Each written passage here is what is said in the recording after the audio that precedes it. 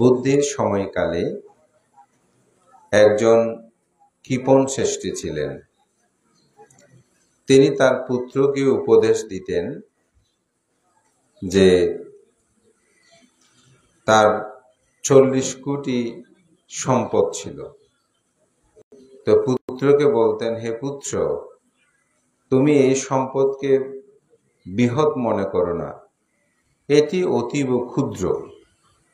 মৌমাছি যেভাবে মধু সংগ্রহ করে, তুমি ঠিক অনুরূপভাবে শুধু সম্পদ আহরণ করবে, কখনো সামান্য পরিমাণও কাউকে প্রদান করবে না। পিতার উপদেশটা ছিল একেবারে পুত্রকে এরকম। তো কালক্রমে পিতা মৃত্যুবরণ করে। এই কৃপণ শ্রেষ্ঠী তিনি মৃত্যুবরণ করার পর এক জেলে পরিবার উৎপন্ন হয়, জেলের ঘরে। যেই এলাকার মধ্যে বা যে পাড়ার মধ্যে তার জন্ম হয়, সেই পাড়ার মধ্যে দুর্ভিক্ষ শুরু হলো, যে তারা মাছ ধরতে গেলে মাছ পায় না, অভাব অনটনেই পড়ে গেল। তখন তারা বলছে, আমাদের মধ্যে কোনো সমস্যা আছে, এখানে কোনো অপায়ের আবির্ভাব হয়েছে। তখন তারা বিভক্ত হয়ে গেল, পাড়া দুভাগ হয়ে গেল। এই কৃপণ সৃষ্টি যেই পরিবারের মধ্যে জন্মগ্রহণ করছে, এই বিভক্তির মধ্যে সে যেই বিভক্তির মধ্যে পড়েছে, ওখানেই অভাব অনটন দেখা দিল। তখন সেটাকে আরেক ভাগ করলো। পরে তখনও কিন্তু সে মাতৃগর্ভে, যেভাবেই পড়ে সেভাবেই দুর্ভিক্ষ চলে। এভাবে ভাগ হতে হতে সে একঘরা হয়ে গেল। তখন তার মা যেদিকে যায় সেদিকে অভাব, যথাক্রমে সে ভূমিষ্ঠ হলো। এখন পুত্রকে নিয়ে কোনো জায়গায় গেলে খাদ্য দ্রব্য পায় না, পুত্রকে রেখে যদি যায় তখন সে পায়। তখন সে বুঝতে পেরেছে, আমার এই পুত্র সেই অপায় পুত্র পড়েছে। তো এরকম করে পুত্র যখন একটু নিজে চলাফেরা করার মতন বয়স হলো, তখন তার হাতে একটা পাত্র দিয়ে যেন ভিক্ষাজীবী করে জীবন অতিবাহিত করতে পারে, এরকম করে তাকে ছেড়ে দিল। মা পালিয়ে গেল, যেহেতু পুত্র থাকলে অভাবেই সে মরে। এখন সে ঘুরতে ঘুরতে তার মধ্যে জাতিস্বর জ্ঞান উৎপন্ন হলো, মানে জন্মান্তর সম্পর্ক। তার যে পুত্রকে সম্পদ আদি দিয়ে এসেছিল, সেই শ্রেষ্ঠীর বাড়ি দেখে তার মনে পড়ল যে এটাই তো আমার বাড়ি। তখন সে বাড়িতে দরজা আছে, অর্থাৎ বাড়িতে প্রবেশের প্রথম দরজা দ্বিতীয় দরজা সে কেউ দেখে না, ওই রকম অবস্থায় ঢুকে গেল। তার দেহ অবয়ব ছিল কিন্তু কিম্বিত কদাকার, অর্থাৎ অসুন্দর, দেখলে ভয় লাগে এই ধরনের। তখন তারা সেখানে যে দারোয়ান ছিল তারা ধরে ফেললো। তাদেরকে বলছে, এটা আমার বাড়ি, এটা আমার উনি আমার পুত্র। অর্থাৎ তার পিতার মারা যাওয়ার পর তো পুত্রই সৃষ্টি হলো, বলে উনি আমার পুত্র। এখন স্বাভাবিক একটা ছেলে যদি এসে বলে বিশ্রী কথা, আমার বাড়ি, আমার কেউ তো বিশ্বাস করবে না। তখন তাকে তার পরিবারের সবাই মারধর করে বের করে দিল, ডাস্টবিনের মধ্যে ফেলে দিল একেবারে ধরে মেরে। তখন বুদ্ধ এবং আনন্দ সেদিন পিণ্ডচারণে বের হয়েছেন। দেখতে পেল ডাস্টবিনের মধ্যেই একটা ছেলে, সে আহত অবস্থায় পড়ে আছে। তো বুদ্ধ তাকে সেখান থেকে তুলে নিলেন, নিয়ে সেই বুদ্ধকে বলছে, এটা আমার বাড়ি, আমার পুত্র। তো বুদ্ধ তো এই বিষয়ে জানেন। তো যখন আনন্দ সৃষ্টি, যখন বুদ্ধ সেখানে ঢুকছেন সে ঘরের মধ্যে, তখন তার পুত্র সেও আসলো। এসেই পুত্রকে বলছে, তুমি ওনাকে চিনতে পারছো? বলে যে না, আমি কেমনে চিনব? বলে উনি তোমার পিতা হন। বলছে কি বলেন, উনি কেন আমার পিতা হবে? তো বুদ্ধ বলছেন, তোমার পিতার সপ্তনিধি পঞ্চনিধি কোথায় আছে তুমি কি জানো? অর্থাৎ তখনকার সময় তো ব্যাংক ছিল না, অর্থবিত্তগুলো পুঁতে রাখত। তো পিতার 5টি সম্পদের জায়গা এমন জায়গায় পুঁতে রেখেছে, এগুলো পাচ্ছে না। তো বলে যে তোমার পিতার সেই সম্পদগুলো কি তুমি কোথায় রেখেছে, খুঁজে পেয়েছো? বলে যে না, আমি সৃষ্টি হবার পরে পাইনি। বলে তাকে বলো, সেই সেগুলো খুঁজে দেবে। যখন বলছে হে পিতন এগুলো কোথায়, ওই পুত্রকে বলছে, তখন সে দেখিয়ে দিল এই জায়গায় এগুলো আছে। যখন সেগুলো তুললো দেখা গেল সম্পদ সেখানে পাওয়া গেছে, এবং তিনি বুঝতে পারলেন ইনি আমার পিতা হন। তখন বুদ্ধ তার পুত্রকে অবলম্বন করে একটি গাথা বলেছিলেন যে পুত্থা মাত্র ধানামাত্তি ইতি বালু বিহায়াতি আত্মাহি আত্মাননাত্তি কুত পুত্র কুত দানাং। আমার পুত্র আছে, আমার ধন আছে, আমার স্ত্রী আছে, আমার পুত্র আছে, এইরূপ চিন্তা করে অজ্ঞ লোক মূর্খ লোক দুঃখ পায়। আমি আমার নয়, কিরূপে পুত্র কন্যা ধন সম্পদ আমার হবে।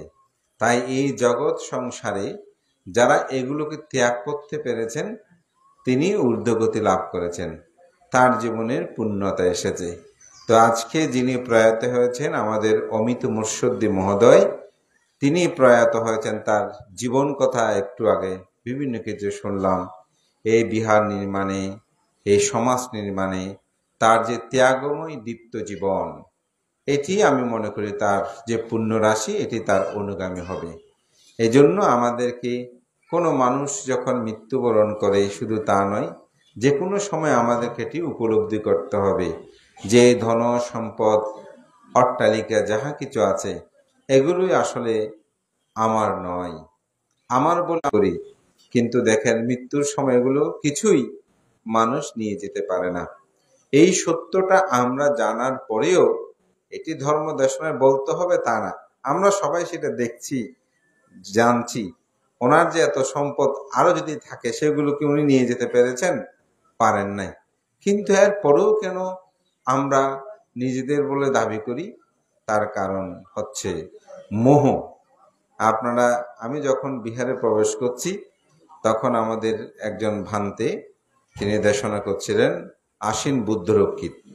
তিনি খুব স্বল্প সময় কিন্তু উনি খুব গভীর কথা বলেছেন। তো ওই কথার মধ্যে তিনি আমাদেরকে বলেছেন এ আমার শব্দটা আসলে কেন উৎপন্ন হচ্ছে। আমরা জেনে বুঝে এর পরেও তো আমার বলে দাবি করছি, তবুও সম্পদ আহরণ করছি, সহজে কাউকে দিতে চাই না কেন? তো এটা আমি একটা আমার দেশনায় প্রায় সময় বলি, ডায়াবেটিস রোগী তাদেরকে ডাক্তার নির্দেশ প্রদান করে যে আপনার সুগারযুক্ত খাদ্য খাবেন না, মিষ্টি খাবেন না, মুখ যেগুলো খুব সুগার বেশি থাকে, চিনি বেশি থাকে। কিন্তু আমরা যখন সম্মুখে পড়ে তখন বলি যে আর মরলে মরেছে, একটু খেয়ে নি। তাইলে আমি জানি এটা খেলে আমার সমস্যা হবে, কিন্তু জানার পরেও আমরা সেটা গ্রহণ করছি। তাইলে কেন?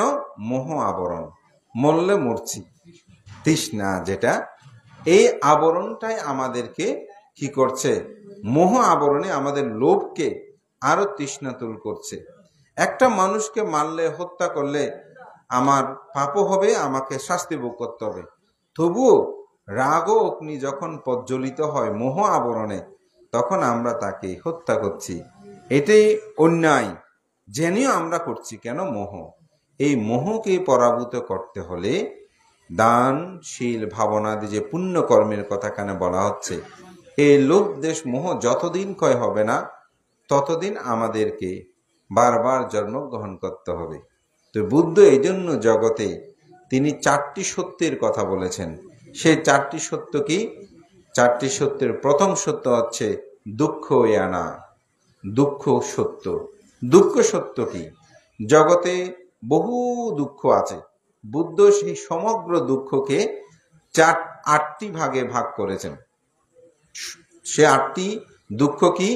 জন্ম দুঃখ, জরার দুঃখ, ব্যাধির দুঃখ, মরণ দুঃখ, অপ্রিয় সংযোগ দুঃখ, অর্থাৎ যেটা পছন্দ করে তার সংযোগ, প্রিয় বিয়োগ দুঃখ, যাহা আমার প্রিয় হারিয়ে যায় সে দুঃখ, স্পৃত বস্তু অলাভ দুঃখ, অর্থাৎ যাহা চায় তাহা না পাওয়ার দুঃখ, সংক্ষেপে পঞ্চোপাদান স্কন্দ দুঃখ। এই দুঃখগুলো আমাদের কেন? এই দুঃখের কারণ কি? অবিদ্যা, তৃষ্ণা। ধর্মচক্রের প্রবর্তন সূত্রে যদি কথায় বলি, কামাতংহা, ভাবাতংহা, বিভাবতংহা। কামতৃষ্ণা, ভবতৃষ্ণা, বিভাবতৃষ্ণা। এই তৃষ্ণাগুলোই আমাদের দুঃখের একমাত্র কারণ। তো এখানে স্মৃত বস্তু অলাভ দুঃখ, যাহা চাই তাহা না পাওয়ার একটা দুঃখের কথা বলেছিলাম না, এটাও কি আমাদের দুঃখ। এই তৃষ্ণাগুলোকে বিচার করা খুব কঠিন, আসলে কোনটা তৃষ্ণা কোনটা তৃষ্ণা নয়। যেমন আমার ক্ষুধা লেগেছে, আমি ভাত খেতে যাই, বা আমি তৃষ্ণার্ত হয়েছে, পানি পান করছি, এটা কি তৃষ্ণা? আমার জীবন জীবিকা বেঁচে থাকার জন্য আমি যেটা আমার প্রয়োজন, এটা কিন্তু তৃষ্ণা নয়। কিন্তু অতিরিক্ত যখন চাইতে যাবেন, সেটা হবে কি তৃষ্ণা। তো এই গুমানমদ্দন নামটি আসলে আমি সাধনার অন্তরায় বই শ্রদ্ধেয় জ্যোতিপাল ভান্তের তার প্রাক কথাতেই তিনি লিখেছিলেন যে সেই এই গ্রামের যিনি স্বনামধন্য খ্যাত সেই আমাদের পরম শ্রদ্ধেয় আর্য শ্রাবক জ্ঞানেশ্বর মস্তবের গুরু ভান্তে অতএব বিদর্শন গুরু ছিলেন যে রাজেন্দ্রলাল মুর্শিদির জীবন কথাতে এই গ্রামটাই আসলে আমি প্রথম লাভ করে আমার পবিত্র ভিক্ষু জীবনের শুরুতে। তো ওনারই একটা কথা বলি, যখন আমাদের আর্য শ্রাবক খ্যাত জ্ঞানেশ্বর মস্তবী তিনি ভাবনায় তার কাছে গিয়েছেন, তো তিনি তো তখন খ্যাত ছিলেন বিদর্শন ভাব আচার্য হিসাবে। তো ভাবনার রিপোর্ট যখন দিল, তো বলে যে আমি অনেক দিন থেকে চেষ্টা করছি, কিন্তু আমার লক্ষ্যে আমি পৌঁছতে পারছি না। কে বলছে? আর্য শ্রাবক হিসাবে খ্যাত মহোদয়, আমাদের শ্রদ্ধেয় সঙ্গরাজ, প্রয়াত দ্বাদশ সঙ্গরাজ ডক্টর ধর্মসেন মস্তবীরের গুরু। ওইটা বললে অনেকে বেশি চিনবে, যেহেতু উনি শ্রদ্ধেয় ভান্তে পুরনো, অনেক নতুনরা হয়তো সেটা চিনবে না। তো ভান্তে কে রাজেন্দ্রলাল মুর্শিদি, তিনিও তো আর্য শ্রাবক হিসাবে খ্যাত। তো তিনি বলছেন, ভান্তে আপনি কিভাবে আপনার লক্ষ্যে পৌঁছবেন? আপনি এখনো তো কামনা ত্যাগ করতে পারেন নাই। তো ভান্তে কে এই কথাটা বলার সাথে সাথে তিনি চিন্তা করছেন, আমি ভিক্ষু হলাম 2 বার, আমার ভালো ব্যবসা বাণিজ্য ছিল, উনি ভালো ওষুধ ব্যবসা করতো, ওনার বড় দোকান ছিল। বলতে এত সব ত্যাগ করে আমি ভিক্ষু হলাম, বার্মাতে আসলাম, এরপরেও বলছে আমি কামনা ত্যাগ করতে পারিনি, আমি কিভাবে মার্গ লাভ করবো বা আমার লক্ষ্যে পৌঁছবো? তো আসলে তখনকার এরকম মার্গ বলতো না, তারা বলতো লক্ষ্য বস্তু বা ওনার লক্ষ্য কি।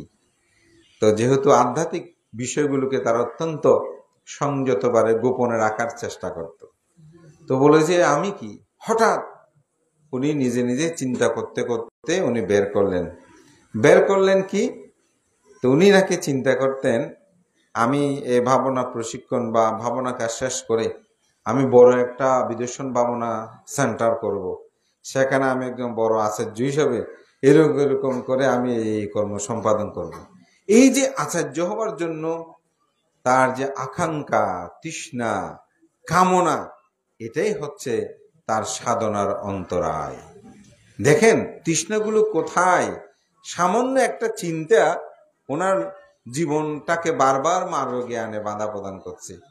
তখন নাকি উনি সংকল্প নিলেন যে না, আমি মার্গ লাভ করে আর না করি, কিন্তু আমি আর কখনো বিদর্শন আচার্য হতে চাইব না।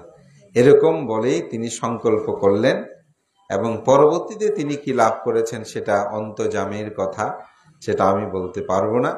তবে তিনি আজীবন আর কখনো এরকম আচার্য হিসাবে বলেনি। তবে কেউ গিয়ে যদি শ্রদ্ধেয় জ্ঞানেশ্বর ভান্তের কাছে প্রার্থনা করতে ভাবনা কিভাবে করতে হয়, তিনি ভাবনা হয়তো কর্মস্থান দিতেন, কিন্তু আমরা যারা যেভাবে ভাবনা পরিচালনা করে হয়তো সেভাবে তিনি আর অগ্রসর হয় নাই। যারা করছে আমি তাদেরকে মন্দ, সেটা ভালো, কারণ তারা যদি না করতো আমিও সেটা শিখতে পারতাম না। তবে আমি এটাই বলছি যে এটাও আকাঙ্ক্ষা, এটাও একটা কি তৃষ্ণা, এরূপ আকাঙ্ক্ষা আমাদেরকে কি দে, দুঃখ দে।